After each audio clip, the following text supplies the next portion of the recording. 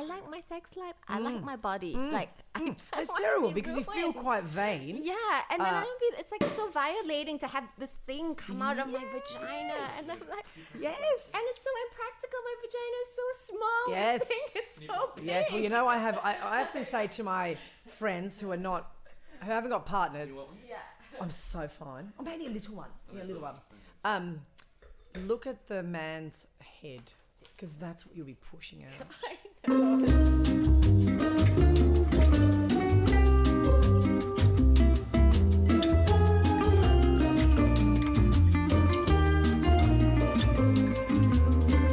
Hi everyone, I'm Sarah, and you're listening to another episode of Better in Bed, the podcast where we talk about everyone's favorite activity, sex, and how we can all get better at it, or get more of it, as the case may be for some people with kids. I've talked to a lot of people with kids in my research this week for our topic of discussion today, which is the truth about sex after kids. So why did I choose sex after kids as a topic? I think this is pretty interesting because I don't have kids, and Jai, you don't have kids either. Not that I know of or know. And at this point of life, I can actually safely say I don't want or plan on having any kids. Not for the lack of people trying to impregnate me, but I think it's just a choice right now. And I mean, there's a lot of reasons for why I don't want to have kids, which I'm not going to go into for this show. But one of the reasons is that I have this perception that the start of kids equals the end of sex.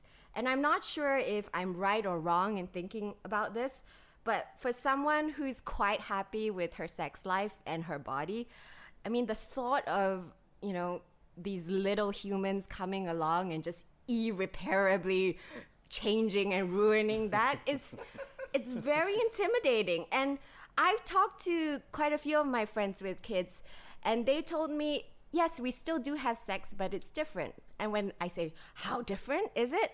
They tell me, okay, well, it's quicker, it's less spontaneous, it sounds like it's a lot warmer, because for some reason I have this couple who I talk to who always do it under the duvet because they don't want any instances of having their kid walk in on them. And it feels very sort of sanitized, like there's always sort of Peppa Pig playing in the background, and I was like, no, not good, not very sexy. So from my perspective, what I really wanted to get out of this episode is help me understand this whole landscape of sex after kids. And also, I mean, maybe I'm just looking for a little bit of hope, just in case the day comes along where I do have kids. Then I want to know what I'm up against, and I want to know what are some survival strategies that I can put in place to help me overcome this. But also, for a lot of our listeners and also my friends who have so generously contributed their stories and experiences to this episode, thank you. But I think what I'm finding from most of the conversations I'm having is that people also want to be inspired, right? They want some sort of sexy date night inspiration. They want to hear from someone who's actually being able to say, yeah, no, I still have a really active sex life, and I still love my sex life after kids, which is why I wanted to introduce who else we have in the studio today. So Josh, do you want to say something really quick about yourself? Sure. So I am almost 45. That's a bit scary. I still think of myself as 25. And I have got a great husband, and I've got 2 kids, and they are 9 and 7. So I'm, I've had kids for a while, and I've been able to go through quite an interesting journey, I think, because initially I didn't want children. I never wanted children. Yeah. Luckily, when I met my husband, he was right into kids. And I mean, we dated for a long time, and actually when he proposed to me, I was like, oh, marriage? No, I'm not getting married. I'm not a married woman. Yeah. And and even my mum will vouch for that. Apparently, I came home from school one time saying, I want to be an unmarried mother. And she just said to me, right, great, fantastic. Well, What an at some aspiration. point, right, exactly. But so I think we had a lot of time connecting with each other sexually before children. And so we explored a lot before I even wanted children or even the concept of children.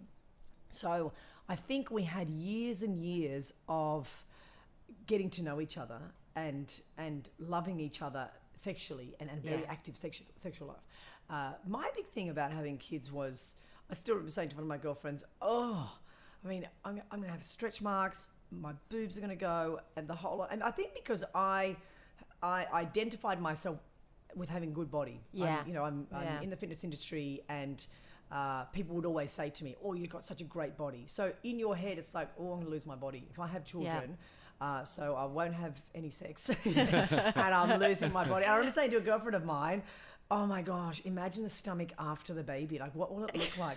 She said to me, I don't think you're ready to have a baby. I think you just carry on with your, So That's how I feel. Like, exactly. And I feel so selfish saying No, that. but I think you have to be there, because I think as life goes on, and it's not for everybody, right? I think at some point I had this amazing time with my husband and with my friends and partying and all of that. And at some point it was a friend of mine who I thought, one of my great friends, sexy girl, great active sex life. And she had a baby. And I was like, oh my gosh, you're pregnant. Oh no, what are you doing? And then when she was through her pregnancy, she looked amazing. And then after the baby, she looked great. And so she was my role model at that time. And I thought, you know what? She said to me, if I can do it, you can do it too. Oh. So I thought, okay, whatever. So then and even during my pregnancy, I surprised myself because I felt better pregnant. I felt sexier pregnant than I did before. Yeah. It was, I would never have believed that. If you had said that to me when I was 25, I'm like, oh, whatever, you're making it up. But I did. I felt really, because it was the first time that all my body issues had gone. Okay. Because I was actually looking after what was inside me instead of continually worrying about my ass is too big or I don't like this or whatever, And so... and you're lucky as well because you had a partner who also found that sexy. Correct. Like found the pregnant woman sexy. Correct. Yeah. Correct. But I also was very conscious of not losing myself in pregnancy. So a lot of clients I had who just gorged themselves out and just became these, and sometimes you can't help it, right? Yeah. Through pregnancy. So that was always at the back of my mind. And I think with my son, being pregnant with my son, I must have been the testosterone, but I was on fire. I mean, I still had great sex pregnant. Yeah. It was so weird. And it's only until I got bigger that then it became a little bit weird. Is that more logistics more than anything else? Totally. Yeah. Totally. Because actually there's an interesting thing when you're pregnant that because you've got so many hormones in you that you are, you desire. So you're more horny. Yeah. Totally. I've heard that. Yeah. And your boobs are bigger. I was like, oh my gosh, that's fabulous. So what was the turning point? Like, what convinced you that everything would be okay to go ahead and have kids? I don't think it did. I think I just felt pregnant. I didn't know. We were still having fantastic sex. And I still remember we were away. I know exactly where my son was conceived. I know exactly where. We're in Poland, actually. Back to my home country. It must have been all the spirits there going, you've come back to the motherland, we'll impregnate you. But I've got to say that when I found out I was pregnant, I had a mini heart attack. Yeah. I just thought, how is this happening? How did this happen? Oh my gosh. Go with it. Just go with it. It'll be okay. How long did it last, the anxiety, or does it really never go away? The anxiety just transferred from not feeling, I think with my son, I felt so fantastic. Yeah. That it was only until I got to sort of a little bit bigger that then I felt cumbersome. Yeah. And when I went to a yoga class and I overstretched and then I was in a little bit of pain. So then things started getting a little bit where, and I think also your partner, I mean, my husband was, at some point he said to me, it's a bit weird because I feel like I'm going to hurt the baby. Yeah. You know, when you're having Yeah, raucous I know. sex. Yeah. Yeah, And so- I've heard that. Like, give the baby a black eye. Yeah, there's a great By- line but from I- Knocked yeah. Up about that too. And then there's little moments. I mean, you know, I think when you sort of say how do you keep your sex life spruced up in general, it's being able to not get too caught up in exactly what's happening. So you know, when you're really huge and you think, oh my gosh, I'm this heifer Yeah. having this weird position sex, what am I doing? So don't allow yourself to get lost in it. Yeah. Don't Yeah. think too much about it. And I think that's why, you know, it's great when you're a bit drunk or whatever, because your inhibitions go. Yeah. Yeah. And sometimes, you know, so anyhow, we'll get to that. Yeah. But yeah. So I Keep think going. We're loving this. I mean, I think the interesting thing was then it would have been, that's right. So then you have the baby, and I sort of, it was the anxiety, Jai, when you say when did that anxiety sort of go, or actually I got anxious at about 30 weeks where Really? I thought, how the hell am I going to get this thing out? Yeah. Because I sort of carried on like I wasn't pregnant. yeah. Still did everything, Yeah. and then I need to get this thing out of my stomach, and then I freaked, and then Yeah. I thought, panicked, Yeah. and that's Yeah. when I went to alternative stuff, and I went into hypnobirthing and whatever. Yeah. Really? I had to get my brain. I thought I can't have drugs because I mean I don't want to scare you off, but just little things little things to me where the vagina had to be intact. I was Yes. nervous. I was Okay. like, oh no.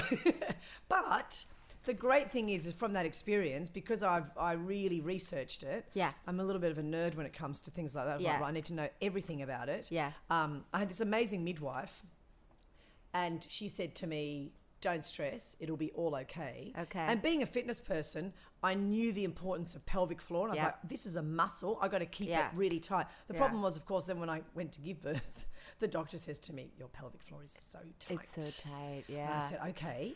I mean, that's a separate episode that we really want to do, which is sex and fitness, because I don't think there's enough awareness about the importance of the pelvic floor for both women and men, Oh, yeah, by the way. totally.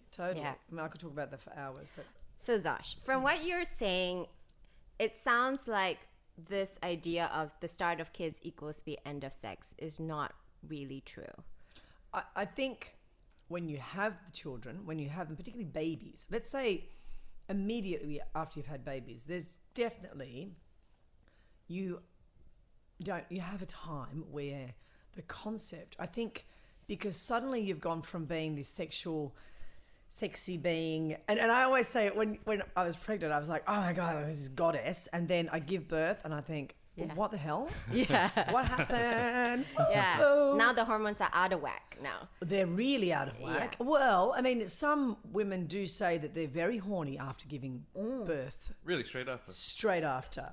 That was not my yeah. I can impression. guarantee I got you the Yeah. opposite. that just was not on my list. Yeah.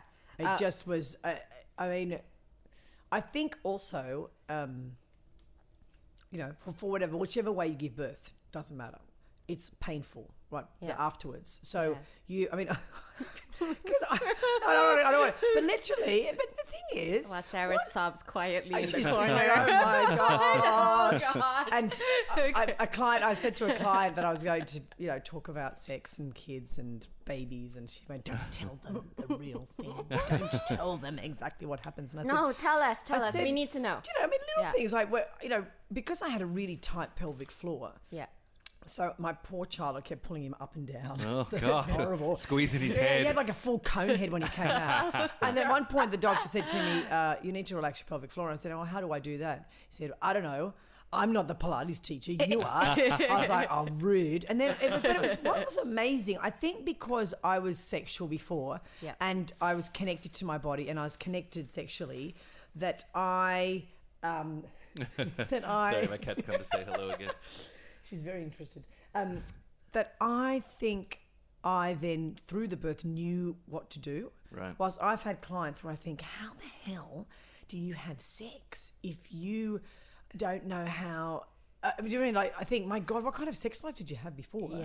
If you don't want to talk about giving birth and all those things, Yeah. I think I'm very open about that. Yeah. So for a lot of women, I think it would be a rude shock. Yeah. Yeah. Because you're not connected anyway. And so then you have this baby and you think, oh no. And then they sort of ignore it. Yeah. Yeah. Whilst I was like, no way, Jose, I am, right, what's happening here? So why don't we do it this way? Why don't let's go week by week afterwards. I think that would be really interesting. okay. So you've just given, let's do the first baby. You've just given birth to your son. Okay. So week 1, what's the situation like? Okay, so I felt like someone had kicked me up the ass. I was like, oh my God, because it'd taken so long for him to come out. So I couldn't even sit. I was like, so, if my husband had said to me, can we have sex the first week? It's not possible. I mean, I'm in so much pain that it's just a no. But, the thing is, I think humor really, I'm all about making a joke of things and making things like laughing at myself. Yeah, keeping it light. Keeping it light. Yeah. So, Yeah. for example, in hospital and it's all good and baby's screaming and at times sort of looking and thinking, is that my baby? How did you get here? I don't know. And then just making light of it. And then, for example, the milk comes in and literally I remember my husband coming in and I said, Pammy Anderson's here, babe. I don't know. If you want to put your head in it or something, this is the time. If you're going to do it, because they'll probably go. And then it's tricky because you're feeding this child. Yeah. And also the other thing that I never wanted to do, I never wanted to breastfeed because I thought, I don't want to lose my boobs, or I've heard horrible stories. Yeah. And I've had clients who've elected to not nurse purely for that because they've got great boobs and they don't want the baby to ruin it. And that was me before. Oh, that'll be me. I'm not going to breastfeed. I bought formula and it was in the cupboard ready. And then something happened. After that baby was born, I just went into this earth mother. I didn't even know she existed. She came out and was like, oh, okay, I'm breastfeeding. I don't even know what I'm doing. And your boobs look great, by the way. yeah, it's Just so you really say. good camouflage. But the thing is, so things like that. And I still remember one of my gay friends coming over one time and I was breastfeeding and was changing the baby from one nipple to the other. There was so much milk. My boobs were so gorge. And that the milk just came like a constant flow and hit him in the head. And he just said to me, do you realise that your milk is like literally spurting at my face? Yeah. Said, do you want to touch the boobs? Like, please. And he's like, you're not well. So week 1, it's just not going to happen. Yeah. It's not going to happen. So when does it So you've got start to do beginning to happen or at least just the mentally? concept of it. Yeah. I mean, you do. I mean, I straight away, all I could think of was, will I ever have sex again? Literally. I mean, I was thinking to myself, I really hope things repair. And I was doing pelvic floor straight away. I was like, right, people, we are pulling it up. Let's go. Getting back to the gym. Getting it back in. Yeah. And walking straight away. I walked straight away to try and get... And also, I was very much about feeling good about myself. So, I mean, I'm not going to say that I starved myself and did it because I didn't. But I had to feel... happy with myself. Sure. Yeah. And if I didn't, then I probably wouldn't be able to have sex. Sure. Because that's just that's what I connect with. And so you have a 6-week check with your doctor. Yep. Yeah. And so my husband kept saying to me, so when can I come back in? I mean, he was pretty, I think that helped and also didn't, if that makes sense. Because sometimes you think, am I allowed to swear? Yeah, swear. Saying, I'm like, you fucking kidding me? Like, you fucking got me pregnant, and now all you want to do is fucking get back in. This is all your fault. Look what you've done to me. But on the other hand, because my husband's so nice and so loving, this is where, that makes a big difference because I could sort of say, the shop is closed, babe. Yeah. I will tell you when we reopen for business. Yeah. But at the moment, we're just we're doing stock take. So that 6-week Yeah. check, so still no sex up until that 6 weeks. Not for me. Yeah. Well, let me tell you a great story. One of my good friends.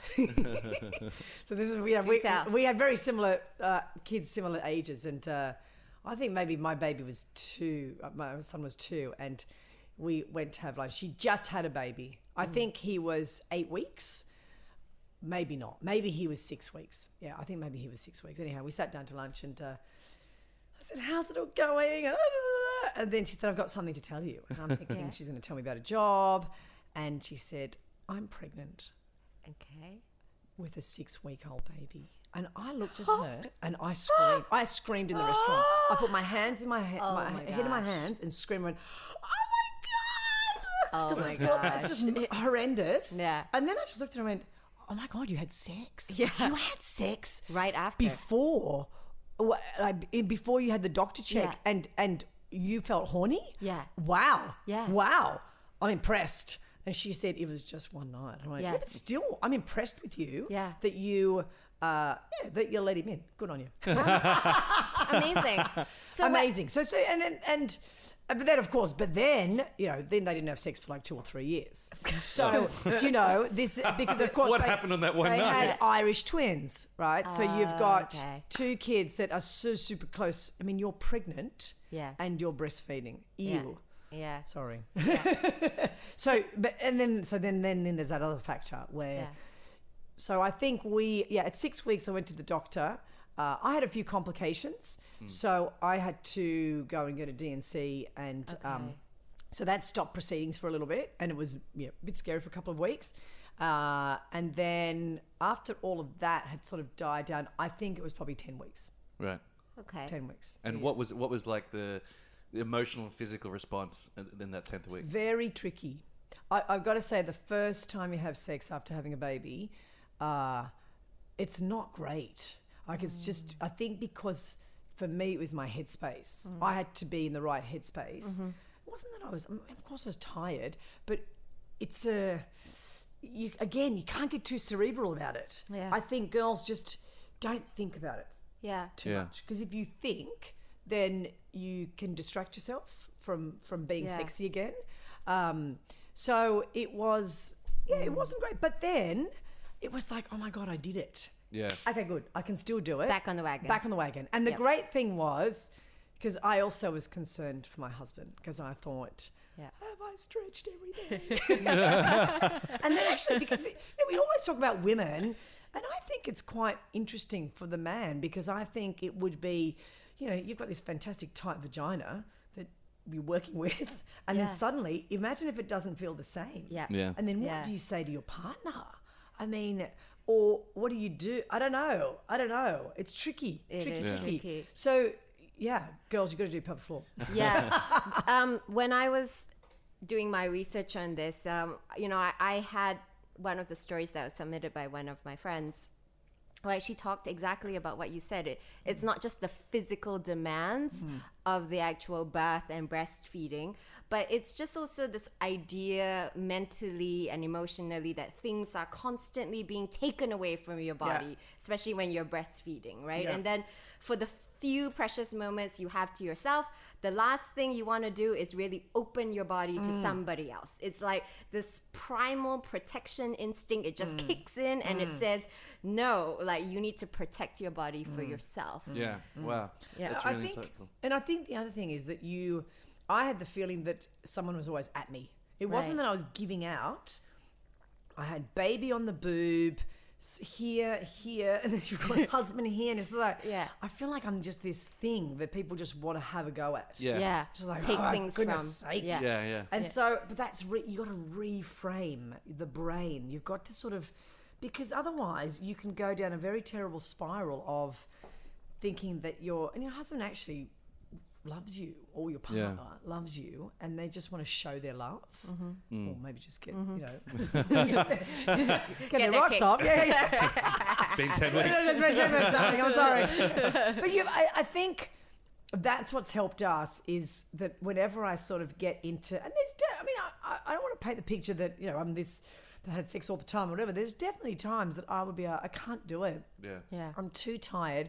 I can't. And also being tired, there's something about it. When you are that tired, it's very hard to give Yeah. sexually, I Yeah. find. Yeah. Very hard to give. So I think, we used to have great morning sex. I mean, that we don't do morning sex unless we're away somewhere. Yeah. Because morning is, my children just pound in Yeah. to the door. Yeah. But morning sex is great because you've just woken up, right? So Yeah. you're not tired.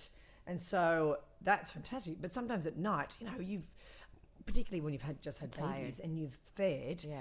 and you fed. I mean, I was feeding like 8 times a day. 8 times a day, really? 8 times a day. I mean, I've Yeah. got great healthy kids. Yeah. I've breastfed for 12 months too, both of them. Wow, for Yeah, someone so- with formula straight off the shelf. Isn't it weird? Sorry, and just for naive men like me, how long, what's the average breastfeeding time? They say to achieve the benefits, 6 months, all the benefits of breastfeeding. But you know what? I mean, look, I just think the most important thing a baby needs is love, right? So whether you breastfeed or you don't, that's another topic. Yeah, yeah. That's Yeah. we won't get into that. But that was surprising. And weirdly enough, when the baby didn't want to breastfeed, I was like, oh, it's a bit sad. And I thought, Yeah. who am I? It's a big connection thing, right? That's what I've always Very heard. big connection. But then also, there comes a point, and look, everyone's different. But I also wanted my body back, and Yeah. when I was breastfeeding, I still wasn't down to what I felt my fighting weight. I didn't Yeah. feel like okay, I'm back I on. feel good. Yeah. I feel good, and it's difficult to say that to my clients because I know they want their bodies back straight away and they want to feel fabulous. And I say, it's just a choice. I'm happy. I've got a long life ahead of me. I'm happy to give up 12 months. I'm okay. And actually, I think because I trust my body, Yeah. I trust myself and I'm disciplined, that then once that happens, once I'm done with the feeding, then I go, right, now I'm really on it. I'm Yeah. going to work hard and I still remember the lady that we had helping us, she would make me these big breakfasts and big dinners. And after I stopped breastfeeding, I didn't need to eat so much. She said, what's happened? And I said, this is what I normally eat. Yeah. Before I was feeding a child. But then it dropped so quickly. My Really? weight, literally, the minute I stopped breastfeeding, it's like whoosh, dropped very quickly. And then Okay. I felt really good. Yeah. Then I was like, oh my God, I'm back. Particularly Yeah. after first baby, my stomach felt, but I worked at it. Yeah. And it was really important to me because that's how I felt sexual. Yeah. Other women might feel more sexual, being more voluptuous. Yeah. Whatever it is, that's fine. Whatever it is, you got to find that again. Go, where do I find me? Yeah. And I think when kids are sleeping in your bed or babies are crying and they're not sleeping, I mean, again, I was very militant in, I need to get this baby sleeping. This is my number one thing because sleep's really important to me. Yeah. And the time with my husband's really important because if I don't have a connection with him, then these kids are not going to have anything. Yeah. So I was very strict about getting the kids to sleep in their own beds. Okay. And yeah, so Even from a very, very young age, because I also had a question from a woman who says, ever since the baby's born, we sleep with him in the same room. And we find it difficult to have sex with him there, even though he doesn't know what's going on. I know some couples can do it, but we find it weird. It's like we've entered into a new kind of threesome, but with someone in diapers. So, I mean, Sarah, I cannot even. It just wouldn't happen. I just You wouldn't wouldn't. climax with a baby in the bed. so you would put baby asleep somewhere else? Yes. Yeah. Yes. That's my sacred time. I mean, I know that might Yeah. sound really selfish. Yeah. But I give a lot to my kids. Like I'm 250%. Yeah. Yeah. For somebody who didn't want children, Yeah. I don't know what happened. And so I give my kids so much. So at sleep is really important. And my children know, I've trained them. I've literally, they know to not Yeah. come badgering or whatever. But actually as a baby, so yes, I held them a lot. Yeah. And I still remember the lady who was helping me with the baby. I said to her at 10 weeks, okay, we're now going to teach this baby how to sleep. She said, are you kidding? Nope. She goes, what do you mean? We're going to put it down in the cot and pat it and walk away. She went, And that's sleep. sleep. I mean, I tried so many things. Okay. Just to make, and I worked. So what worked? What worked? I mean, everything. I patted. I had 3 days of the baby screaming and me patting and screaming and patting, screaming, patting, standing at the door. Yeah. Anything to get that baby to sleep, and then music or whatever. I mean, I have 2 children, and maybe I'm just lucky, but I had 2 children who go to bed and they wake up at whatever time, 6 or whatever. And of course they woke up through the nights, but I was very strict in not having them in the bed. But it didn't mean that they're so lovely, the kids. And I think, my daughter, she had reflux. So I had her next to me for a period of time. And then I moved her, and then I moved them together so they had togetherness together, but not in the bed. I mean, now as they're older, when Dad goes away, the first thing they want to do is sleep with me, and I love it. I love it because I love cuddling them, and Yeah. oh my God, it's so great. And then when Dad's back, I say to everybody, Dad's back, everybody out. But also, I think that you need to still show your partner affection. So if you have kids in the bed, it means that you're never giving your partner 100%. And I think as a mother, you are always wanted. And I think the dad, he needs to feel that he's still desired. Yeah, and I think that's something that's come up a lot is with relationships and having children, is that you and your husband still have a relationship that is yours. Absolutely. It doesn't, and that will change, of course, with children, but it's important that it's acknowledged, it's prioritized, etc. Exactly. And if your bedroom is kind of like your only sacred space in the house because there's Lego and shit streaming through every other room in the house. Totally. Yeah. I won't have it in the bedroom. I just won't have any toys. I mean, I laugh when my husband goes away because you can tell there's kids, like bedside table, there's stuff, there's stuffed toys, there's whatever, and then I ship it out. Everyone out. Let's go back to the rooms. Yeah. And on the topic of kids, because I think lack of privacy is a huge sex blocker, huge Totally. issue for a lot of couples. Yeah. Totally. And carving sort of that sacred space where it's just the two of you is so important. Yes. But I do have one question, which I think also came up as part of my research. What would you say if your kids actually walked in on you having sex, like caught you in the act? I mean, it's a disaster. I don't even, I haven't even rehearsed it because I don't want it to ever happen. And actually, I'm nervous because they're still young. Yeah. So I don't think, my son will definitely be, okay, what's going on? But I think as they get older, I'm really worried about them being teenagers, and maybe they just will stay in their own little caves and they'll be masturbating or whatever. I don't know.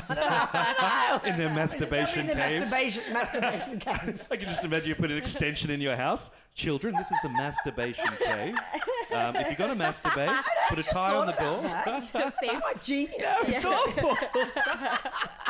Because I keep thinking, oh my gosh, when they're teenagers, they'll know what's going on. They will. But they have the they've got internet. I know they have the internet.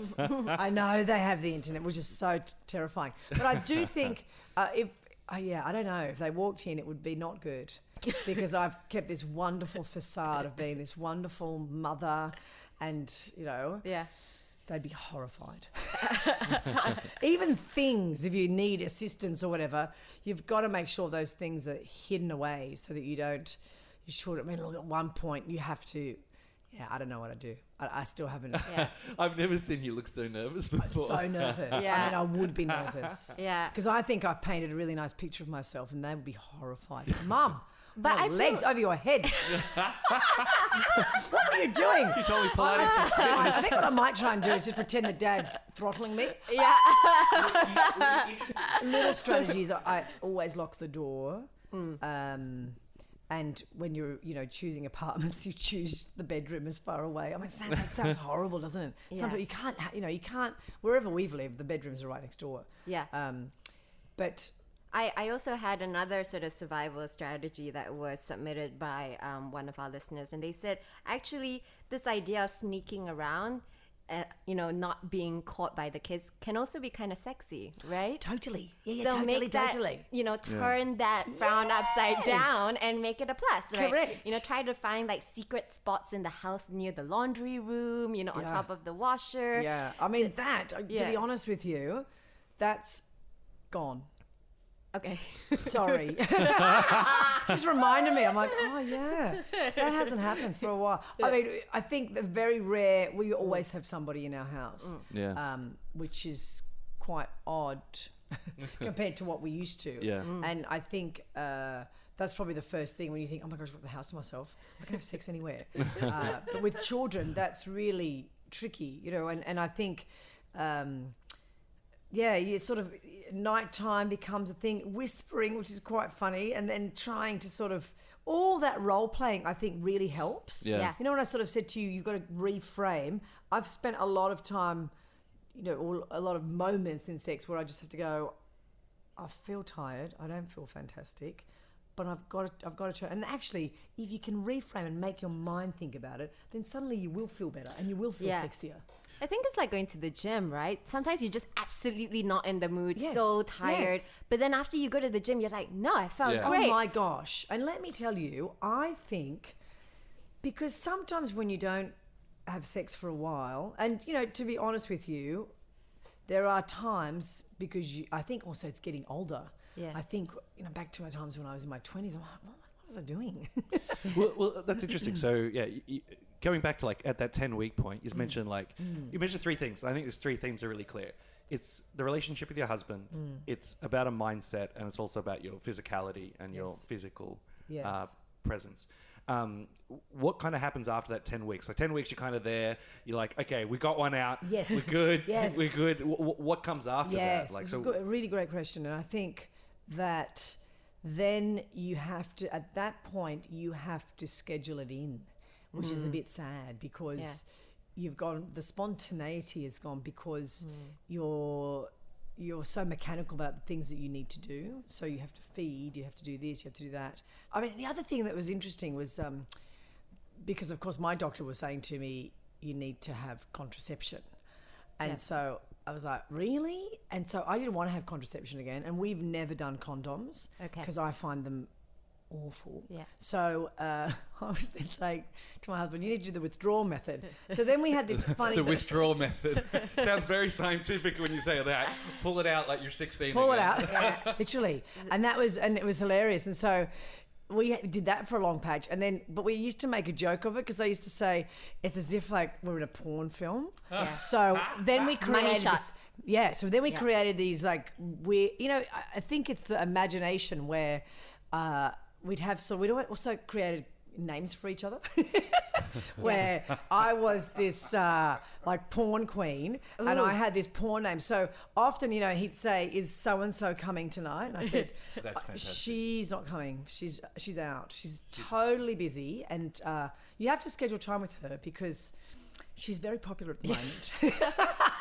So so we created this sort of these alter egos. I don't know if that's what you call them, or these characters. Yeah. And so it broke the ice because sometimes we wouldn't have sex for a long time. And when I say a long time, I know you're thinking, how long's that? Like a day? No, I'm talking like maybe 2 weeks, 3 weeks, Right. 4. And for some couples, it's months, right? Yeah. But to me, the longer that goes, it's more uncomfortable. Yeah. Mhm. Because it means you're not connecting physically.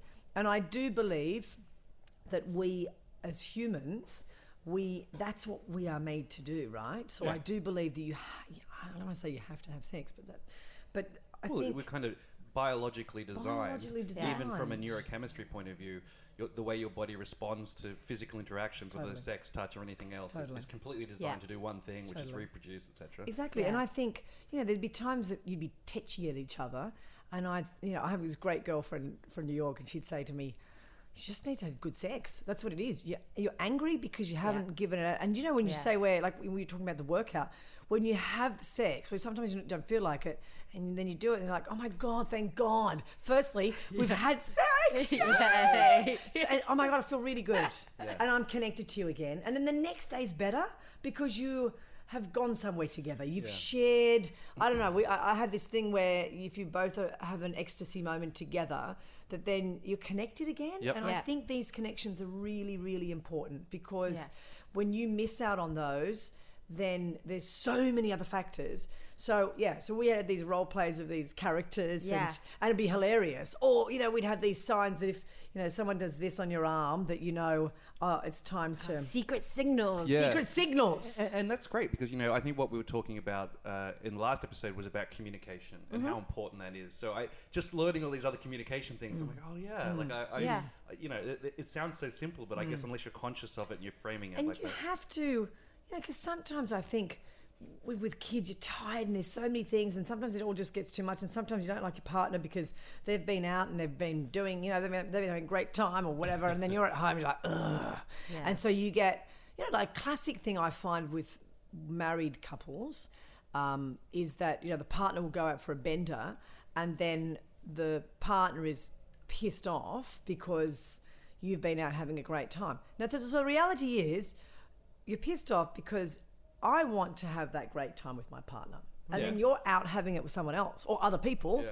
Yeah. So why am I making you why making a positive into a negative? Because actually the reality is when you come home, I want to be with you. Like I wanted to spend that time with you and I wanted to have that connection with you and I don't want to miss out. So don't make them feel bad, but then just turn into a positive and say, you know, because you had that, can we make time to have time together? You know, and I think that is where you have to, with kids, you have to learn how to create the magic. I think. Yeah. And whatever way you do that, everyone's different, but you have to think about it. Sadly, I mean, and there'd be definitely times that we hadn't, and you can feel and then we'd say when we used to have this. When I used to travel a lot, there was this lady who had this shop, and downstairs of the apartment that we lived in, and you know, she had no teeth and she wasn't too attractive.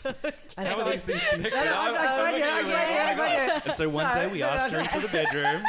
No, we're going to go back to the bedroom. So then often if I'd been away, my husband would say to me, thank God you're back, because the lady in the electrical shop was looking quite good. She was starting to look attractive. And I was like, okay, I know I'm in trouble when she's more attractive than me. Yeah. So but you've got to pull things around. You've got to keep making jokes of it. And then sometimes you do have to say to each other, hey, we actually need to make time.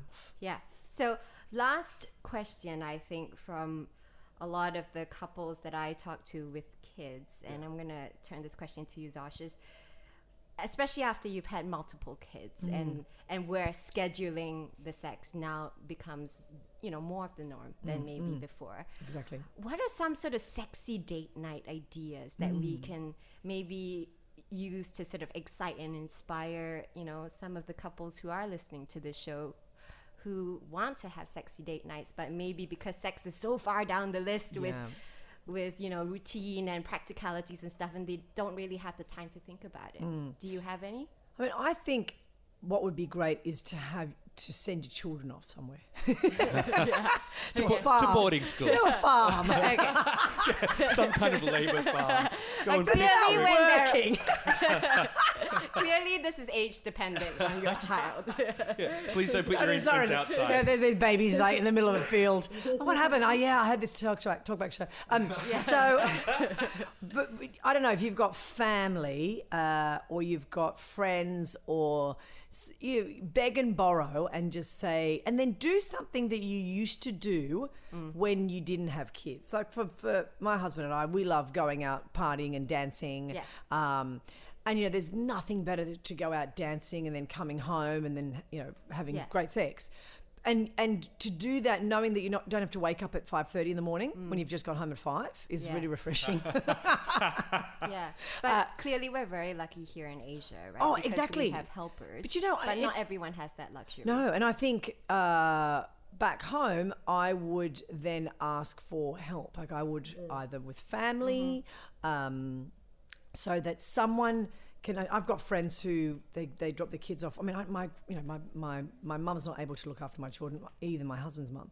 So you ask friends, can you take my children for a night? I'll pick them up at 4 p.m, or that then gives you a really good amount of time. And you can chill, you can chat, whatever it takes. You know, you've got to sort of break the routine. Get out of your house, because your house is stuck with it's the same thing that you do all the time. So go and do something different. I don't know whether you go out and go dance, go to a hotel. Mate, you might not be able to afford a hotel, but somewhere where, I don't know, even where you go, picnic in the garden, or even at night. You know, you go and something that you did when you were a date. You go and sit on a park bench and just kiss all night or whatever. You know, something that makes you. Even if you start off going for a walk somewhere. Right? Change your environment. Change your environment. And change your role. Get out of mommy and daddy mode. Get out right? of role. Yeah. That's what you're saying with the role play and with your porn star name and stuff. But that's what I hear a lot of. People just get so stuck in the mommy and daddy role, and it consumes them. Right? And also, I think because, we have help. So I've got somebody who will clean my house. But when you're doing all of that routine, you've got to not think tomorrow I've got so much on. So make sure that you've got the day off. So you're not thinking tomorrow I've got to do the washing and and then I've got the kids that have to do this. See if you can schedule it. But you have to schedule it. You have to plan it. Isn't it funny? We will make time to go and get I don't know, your hair done, or I don't know, something at work, whatever. I don't know. Yeah. But you've got to work on it. Yeah. People say, "Oh my gosh, you've got a great marriage." Yeah, because I really focus on it. It's like anything. When you put your energy towards it, it will be better. If I think it's just going to happen, it's not. Yeah.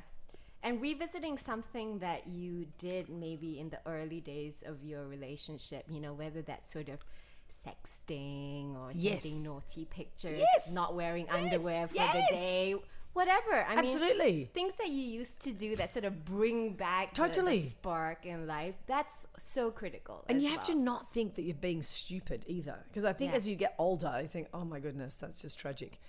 You, again, reframe your brain and think, this is going, if I really want to create this or maintain this relationship, I have to think of something, and then surprise, you know, your partner, particularly if you've been this mummy who's been busy and washing and cleaning, and then suddenly, you know, you surprise your partner when they come home, you've got no underwear on. They're like, oh my God, where have you been all my life? Yeah. Or explore something new, right? I mean, even though you've been with someone for a really, really long time, there must still be things out there that maybe you might have thought, oh, maybe I would like to try that one day. Yes. Did you find you tried more things sexually after children at all? Or had you covered a lot of ground? Because I know you mentioned, you know, 'cause you were together for, 10 years? Yeah, we were together about 10 years. Yeah. 10 years before we had kids. So we had explored a lot. And I think that intermittently after kids, we explored bits and pieces, but probably not as much as we had before. Yeah. But I think also to not say, oh, we used to do that. Yeah, I mean, like don't get lost in things. Yeah, I'm 45. I'm not going to die tomorrow, touch wood. Yeah. So there's actually still time in my life just to explore things. Yeah. You know, I just think... Decades. And I think as long as you don't put the wall down and say, now I'm playing this role and this is the role I'm going to play for the rest of my life. Now I'm a mum rather than now I'm still a woman. I'm still a woman and I still need to figure out how I can still be fabulous. Yeah. And that takes effort, right? You've got to want to do that. But also that's... You know, I think that is the beauty in life, where you just keep recreating yourself and say, okay, well, that was that chapter. So now who am I going to be now? Yeah. Do it. You know, do it. Yeah. Thanks so much to Zosh for inspiring me and Jai. I think we're very inspired, right? And like my whole perception has changed in just an hour. Yeah, and I think I'm a lot less fearful than even just an hour ago before coming into this show. And I think it shows everybody who is listening that we all want to get better in bed. Even if you are in a couple situation and with kids. You want to get better in bed, Zosh? Always.